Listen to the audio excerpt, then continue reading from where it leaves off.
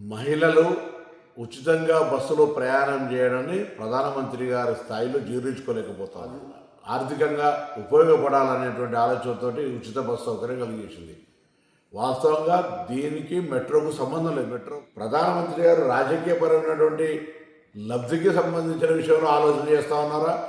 ఇంత బస్సు ప్రయాణానికి సంబంధించినటువంటి దాని మీద ప్రధానమంత్రి గారు ఎందుకు ఆ విధంగా వ్యవహారం చేస్తున్నారో తెలియదు. కానీ తెలంగాణ రాష్ట్ర ప్రభుత్వం కాంగ్రెస్ పార్టీ తప్పకుండా మహిళలకు ఎవరైనా ఉచిత బస్సు ప్రయాణం అనేదానికి ఏ ఇబ్బంది భవిష్యత్తులో ఉండదు.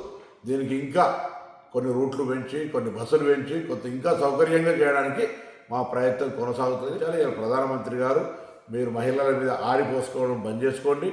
ఈ విధంగా ఉచితంగా బస్సు ఇచ్చేంత మాత్రాన మీకు నష్టం జరుగుతున్నట్టు అజీర్తి అయినట్టు మాట్లాడితే మంచిది కాదు. ఇటువంటి చిన్న చిన్న పరమైన వ్యాఖ్యలు చేసి ప్రధానమంత్రి స్థాయికి దిగజార్చుకోవద్దని నీతో చెప్తా ఉన్నాను.